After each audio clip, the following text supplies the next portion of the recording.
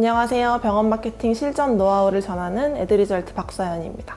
블로그 조회수는 꽤 되는데 전환이 전혀 안 된다면 환자들이 읽고 싶지 않은 노출만 되는 글일 수 있습니다. 오늘은 환자가 끝까지 글을 읽게 만드는 글 구조 3가지를 말씀드리겠습니다.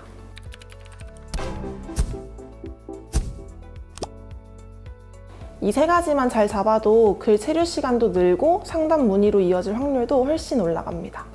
첫 번째는 환자의 언어로 말하기입니다. 전문 지식을 가진 사람만 이해할 수 있는 용어가 아니라 환자가 이해할 수 있는 언어로 글을 쓰셔야 돼요. 허리 디스크에 대한 설명으로 2가지 예시를 들어볼게요. 첫 번째로 클릭한 글에는 첫 문장부터 수핵, 섬유륜, 종판 등 아무 지식도 없는 환자나 보호자가 봤을 때 이해하기 어려운 단어들이 들어가 있습니다. 이런 글은 읽는 사람 입장에서 쉽게 피로함을 느낄 수 있기 때문에 뒤로 가기를 누를 확률이 커집니다. 반대로 2번째 글은 용어에 대한 간략한 설명을 넣거나 누구나 알 수 있을 만한 단어로 쉽게 풀어서 쓴 글이라 읽는데 피로감이 없죠. 환자는 전문적인 의학 용어보다 내가 겪고 있는 문제를 누가 쉽게 설명해 주는가에 반응합니다. 그래서 글을 작성할 때는 반드시 환자의 언어 혹은 일상적인 표현으로 시작하셔야 돼요.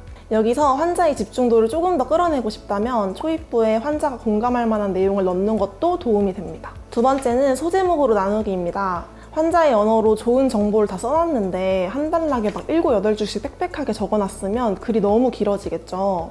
환자는 가독성이 좋지 않은 글을 절대 읽지 않습니다. 그냥 한눈에 봤을 때 와, 이 글 진짜 길다 하고 뒤로 가기 버튼을 바로 누르는 거죠. 그래서 글은 반드시 짧게 끊고 소제목을 활용해서 중간중간 글을 정리해 주셔야 됩니다.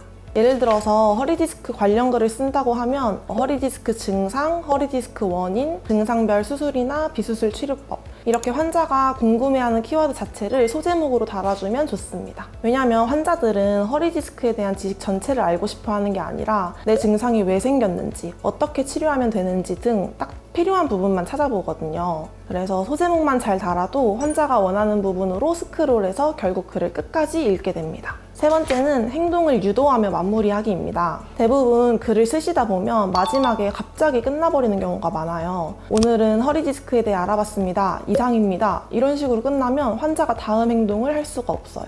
그 대신 이렇게 마무리해보세요. 디스크 검진이 필요한 분들의 증상을 다시 한번 짚어주고 우리 병원의 보유 장비, 전문의 상주와 같은 저희의 셀링 포인트를 살짝 어필한 뒤에 예약 안내로 바로 이어주시면 됩니다. 글의 끝에는 반드시 다음 행동으로 연결되는 문장이나 배너, 링크를 첨부하시는 게 좋아요. 오늘은 환자가 끝까지 읽게 만드는 글의 3가지 구조를 말씀드렸습니다. 첫째, 환자의 언어로 말하기. 둘째, 소제목으로 나누기. 셋째, 행동을 유도하며 마무리하기. 이 3가지만 지켜도 환자의 체류 시간이 늘어나고 상담 문의로 이어질 가능성이 크게 올라갑니다. 특히 병원 블로그 글은 정보만 나열하는 게 아니라 환자가 읽고 공감하고 행동하게 만드는 글이어야 해요. 그래서 앞으로 글을 쓰실 때 오늘 말씀드린 구조를 꼭 활용해 보시기 바랍니다.